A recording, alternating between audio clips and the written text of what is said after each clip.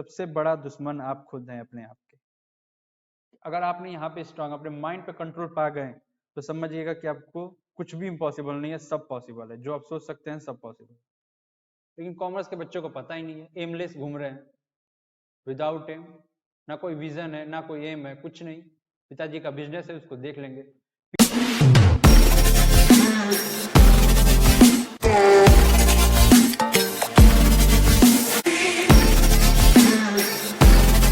Welcome back to अध्यापन institute. मैं CA Abhishek Singh आप लोगों के साथ में आज एक बहुत इंपॉर्टेंट टॉपिक आप लोग के साथ डिस्कस करूंगा। उन टॉपिक्स के क्या क्या नेम है पहले वो रिकॉल कर लेते हैं। पहले तो मेमोरी के बारे में डिस्कस करेंगे कि सर हम पढ़ते तो हैं। सबसे पहले मैं एक चीज डिस्कस करूंगा कि एक टॉपर स्टूडेंट और एक जो बिलो टॉपर या एवरेज से भी नीचे होते हैं उनके में क्या खास डिफरेंस क्या होता है। जब मैं अपने स्टडी पीरियड में था, जब मैं 12th स्टैंडर्ड में था, 11th में था, तो मैं इस चीजों को काफी अच्छे से एनालाइज करता था, एनालाइज किया भी इनफैक्ट, और इसको क्रैक भी किया। ना कि एनालाइज किया, इस मेथड से मैंने क्रैक भी किया, मैं टॉप भी किया। वो आखिर रीजन क्या था एक टॉपर और एक एवरेज और बिलो एवरेज स्टूडेंट के बीच का, वो चीज डिस्कस करेंगे। एक स्पेसिफिक टाइम टेबल में आप लोगों के लिए प्रिपेयर करूंगा, सिर्फ कॉमर्स के स्टूडेंट्स के लिए वीडियो है, जो कि 11th या 12th में किसी भी क्लास में हो आप इस वीडियो को देख सकते हो। स्ट्रेटेजी के बारे में कुछ डिस्कस करेंगे and breaking the forgetting curve. ये फॉरगेटिंग कर्व क्या है ये सबसे लास्ट में बताऊंगा। और सबसे इंपॉर्टेंट, पूरे वीडियो का सबसे इंपॉर्टेंट अगर कोई है तो ये वाला टॉपिक है, ठीक है। तो जब मैं अपने थोड़ा सा लेंदी वीडियो होगा, लेंदी इसलिए होगा ताकि क्योंकि इसमें बहुत सारी चीजों को मैं डिस्कस करने वाला हूं and it might be possible कि आप इस वीडियो को स्किप भी कर दें। लेकिन एक बात हमेशा इसको गांठ बांध लीजिए, या जहां भी इस वीडियो के स्टार्टिंग में ये बात मैं बोल रहा हूं कि आज के एक महीने बाद, सॉरी एक महीने बाद नहीं, आज के 8 से 10 महीने बाद जब दोबारा आप इस वीडियो को देखने आओगे, जब दोबारा आप इस वीडियो को देखने आओगे सर, तब आपको एहसास होगा कि काश ये बात, ये स्ट्रेटेजी मैं स्टार्टिंग से ही फॉलो करता आ रहा होता तो आज मैं भी प्रिपेयर होता अपने बोर्ड के एग्जाम्स के लिए, अपने प्री बोर्ड्स के लिए, हर एक चीज के लिए प्रिपेयर होता। कभी आपने साइंस वाले स्टूडेंट्स को देखा है? मैं साइंस के स्टूडेंट्स की काफी प्रशंसा करता हूं। आप बोलोगे सर ऐसा क्यों बोल रहे? क्यों? क्योंकि यही सच है। आपके सामने एक छोटा सा एग्जांपल देता हूं कि आप अगर 100 साइंस के स्टूडेंट से पूछेंगे, 100 साइंस के स्टूडेंट से अगर आप इनसे क्वेश्चन करोगे कि सर या बच्चों आप क्या करोगे फ्यूचर में, या तो बोलेंगे सर जेई, या तो बोलेंगे नीट। ये दो एग्जाम उनके लिए फेमस है कि तो जेई नहीं तो नीट, या तो इंजीनियर नहीं तो डॉक्टर। क्या कभी उनसे ये सुनने को आया है कि सर हम बीएससी करेंगे, बीए करेंगे? कभी नहीं। मैं तो मतलब वहां पे रेशियो क्या होता है, 100 में से 90 स्टूडेंट्स इस तरफ जाते हैं और 10 स्टूडेंट्स इस तरफ जाते हैं। लेकिन हमारे कॉमर्स स्ट्रीम्स में क्या होता है, हमारे कॉमर्स स्ट्रीम में क्या होता है, उस चीज के ऊपर मैं आप लोगों को बताता हूँ। कॉमर्स में क्या होता है कि एक कॉमर्स का स्टूडेंट है,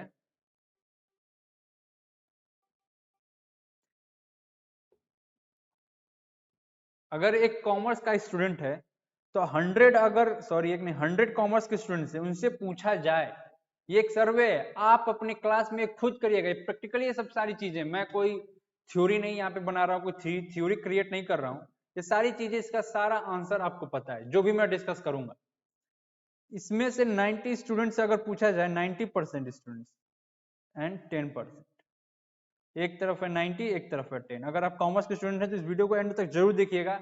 इसमें इतनी अच्छी अच्छी बातों को मैं डिस्कस करूंगा खुद के एक्सपीरियंस से कि मैं कैसे एक बिलो एवरेज स्टूडेंट से मैंने कैसे अपने 12th स्टैंडर्ड में टॉप किया, और सिर्फ टॉप ही नहीं, चार्टेड अकाउंटेंट भी की एग्जाम, फाइनल एग्जाम तक सब कुछ क्रैक कर डाला।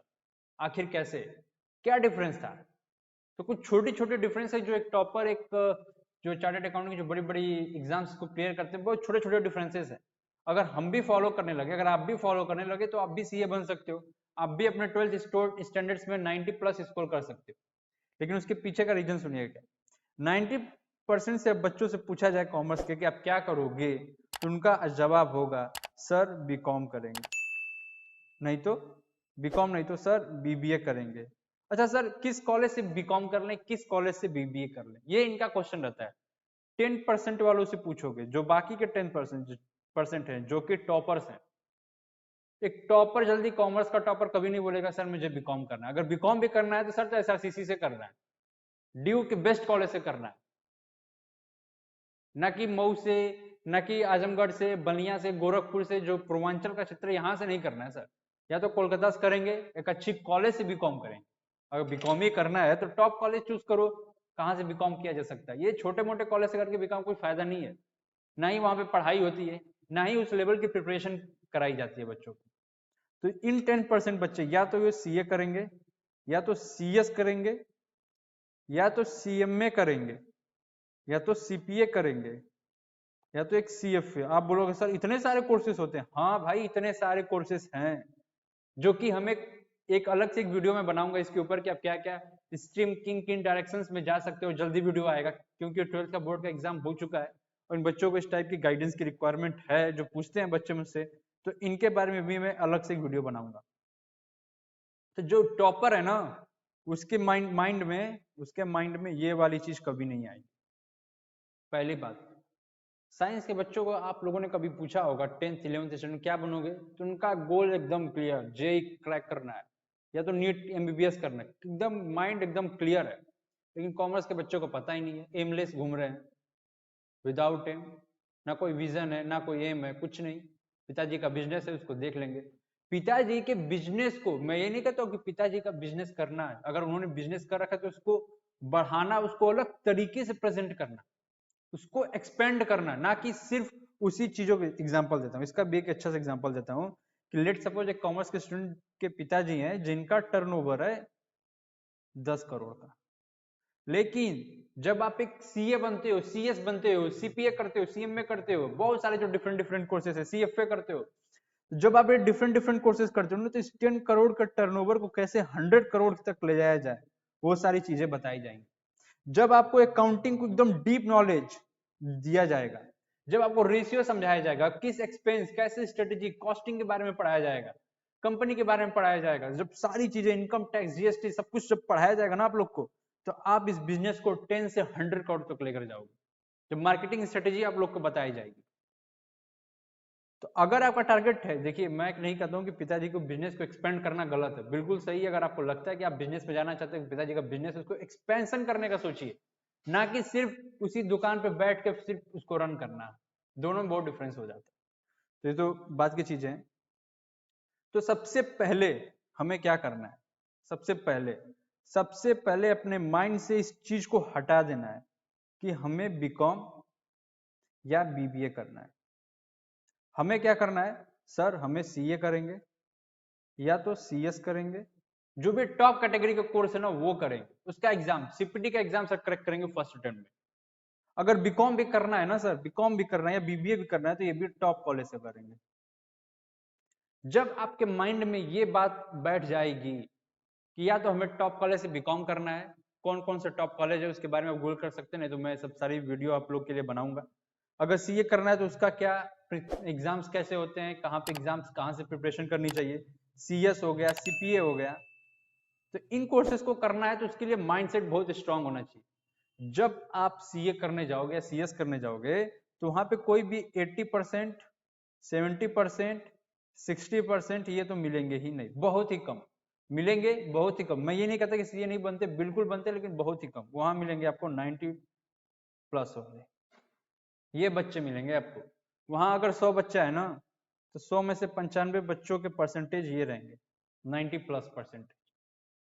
मैं जब गया था तो मुझे लगा, मैं यहाँ पे डिस्ट्रिक्ट में टॉप किया था, 3rd रैंक थी मैं पूरे डिस्ट्रिक्ट में, तो मुझे मेरा 88% था एससी बोर्ड से।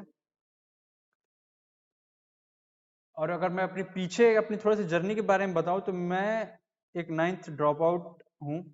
ये जल्दी मैं बताना नहीं चाहता था, लेकिन बताना पड़ेगा, क्योंकि ये कॉमर्स के बच्चों के लिए काफी इंपॉर्टेंट चीज है, काफी, कि हमें अपने पढ़ाई पर ध्यान नहीं देते। तो 9th में मैं ड्रॉप कर गया, मैं फेल हो गया। उसके बाद क्या हुआ, मैं प्रूफ भी दिखा दूंगा आगे चलकर। फिर उसके बाद क्या हुआ कि मैं 50% पे आया, पढ़ना शुरू किया, स्ट्रेटेजी को इम्प्लीमेंट करना सोचने लगा, फिर 70% पे आया, और लास्ट में 12th पास करते करते 88% पे आ गया।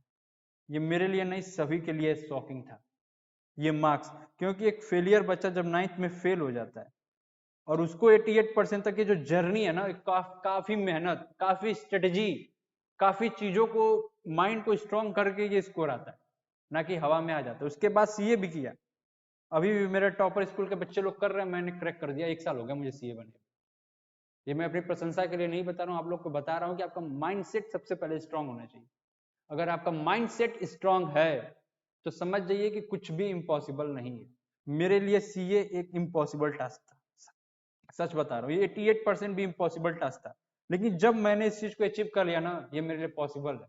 कुछ नहीं है, अब ये नहीं कह रहा हूँ कुछ नहीं है, अभी भी मुझे अगर सीए का एग्जाम देने बैठा दिया जाए तो बहुत ही मुश्किल होगा, लेकिन हाँ उस समय मुझे लगता था कि इम्पॉसिबल है, लेकिन मैंने अपने माइंड को इतना स्ट्रांग कर लिया था कि इम्पॉसिबल चीज को भी मुझे पॉसिबल करके दिखाना है, और लास्ट में मैंने कर ही दिखाया। तो आपके माइंड को सबसे पहले सर स्ट्रांग करना है, ठीक है सर। तो सर एक बिलो एवरेज और एक टॉपर की स्ट्रेटेजी में क्या डिफरेंस होता है? जब मैं था तो क्या होता था कि जब मैं 11th स्टैंडर्ड में था तो मैं सोचता था कि यार ये टॉप कैसे कर जा रहे हैं लोग, पढ़ता मैं भी हूँ, पढ़ते ये भी हैं, पढ़ता मैं भी हूँ, पढ़ते तो ये भी लोग हैं, मैं भी मेहनत कर रहा हूँ, ये भी मेहनत कर रहे हैं, लेकिन ये सर टॉप कर रहे हैं और मैं नीचे से टॉप कर रहा हूँ, आखिर इसमें डिफरेंस क्या है?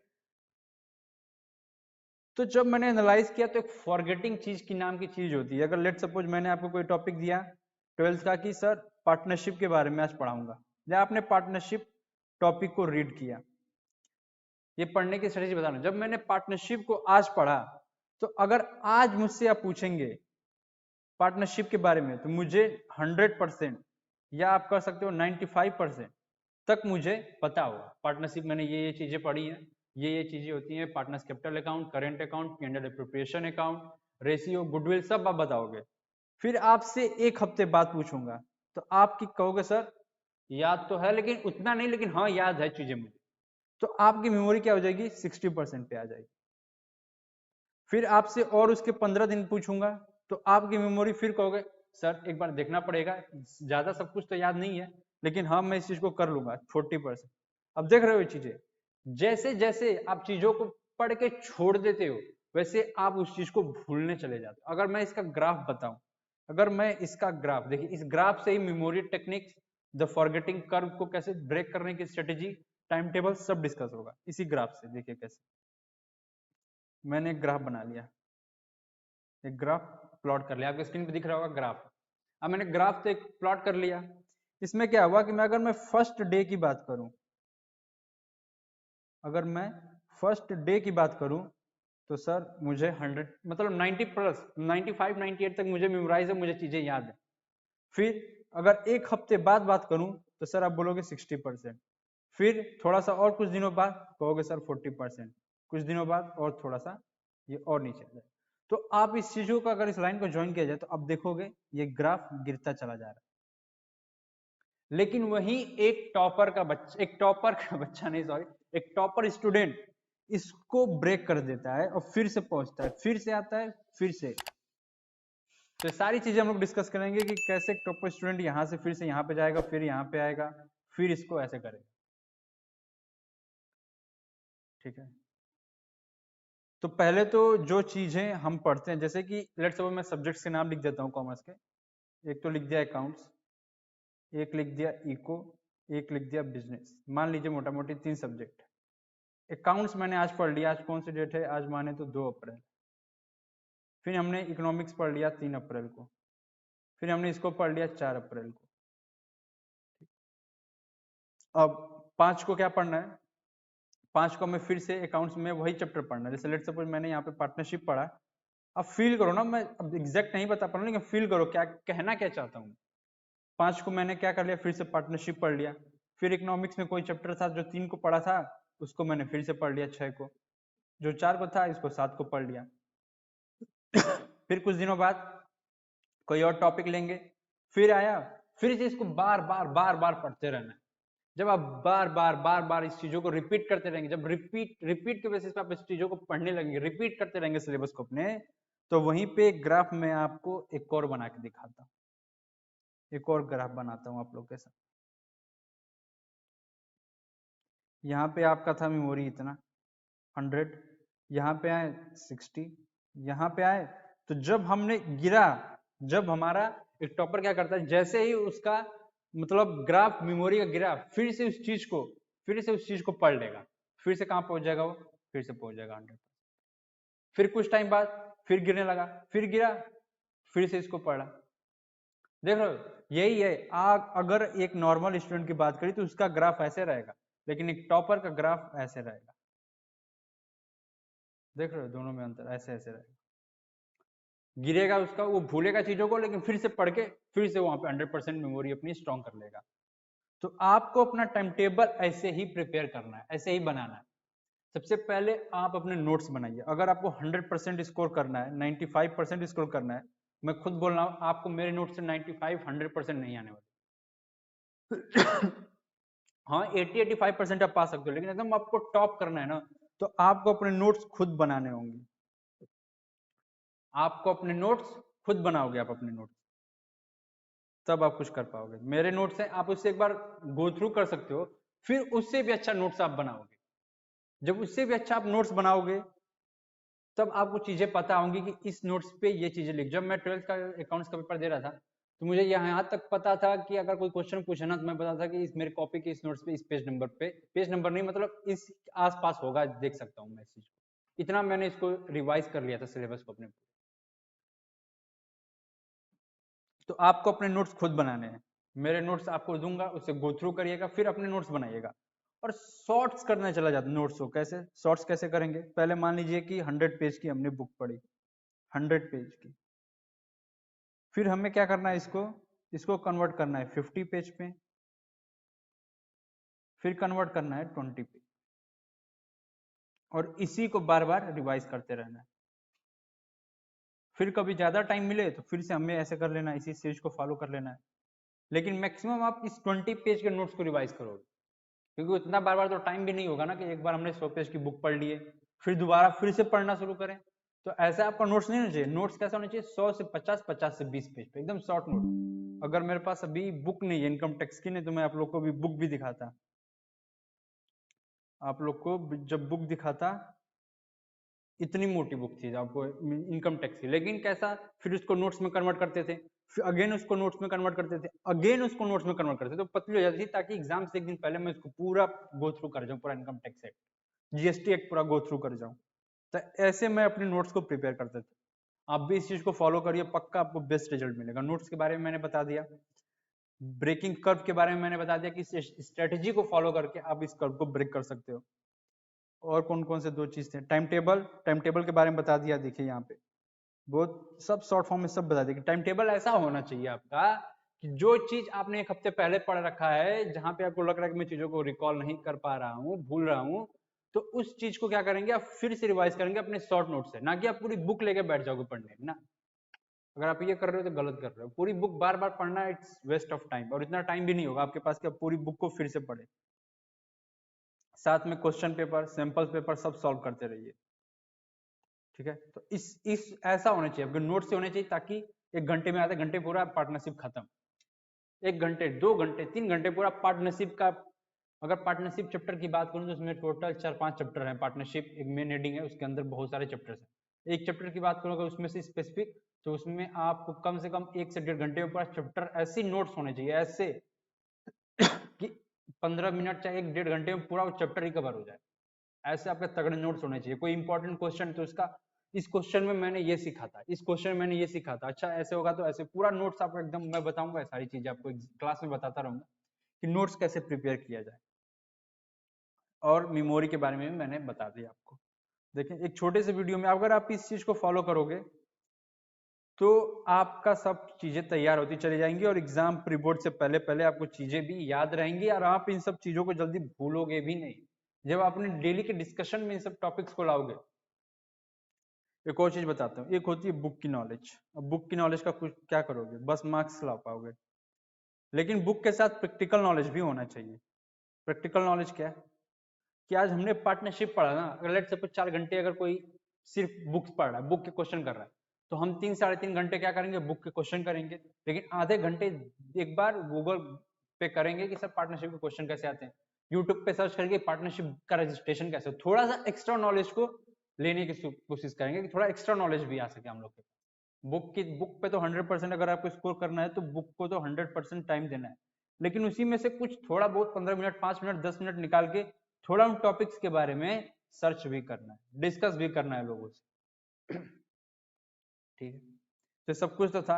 अगर और भी आगे चल के मैं अलग अलग टॉपिक, अलग अलग हेडिंग से रिलेटेड डिस्कशन करता रहूँ। तो thank you so much for watching this video. हमारी ऑफलाइन क्लास मऊ में है और ऑनलाइन क्लास आपको एप्लीकेशन या वेबसाइट का लिंक मैंने डिस्क्रिप्शन बॉक्स में दे रखा है। आप वेबसाइट से भी चाहे तो हमारी 11th-12th accounts, economics and business studies की क्लास आप ले सकते हैं। कोई डाउट हो, कोई क्वेरी हो कि सर हम अपने आप से लड़ नहीं पा रहे हैं, अपने आप को हरा नहीं पा रहे, देखिए सबसे बड़ा दुश्मन आप खुद हैं अपने आप के। आप ही हैं जो हैं। अगर आपने अपने आप को हरा दिया तो समझ जाइएगा, अगर आपने यहाँ पे स्ट्रांग अपने माइंड पे कंट्रोल पा गए तो समझिएगा कि आपको कुछ भी इम्पॉसिबल नहीं है, सब पॉसिबल है। जो आप सोच सकते हैं सब पॉसिबल। बस आपका माइंड वो चीजों को एक्सेप्ट करने के लिए उतना स्ट्रांग अपने माइंड को प्रिपेयर करना है। तो कोई भी क्वेरी हो, मेरा नंबर नीचे स्क्रॉल कर रहा होगा 76 से, आप उस पर व्हाट्सएप कर सकते हैं, कॉल कर सकते हैं, कभी भी मैं हमेशा अवेलेबल हूँ आपको गाइड करने के लिए। Thank you so much.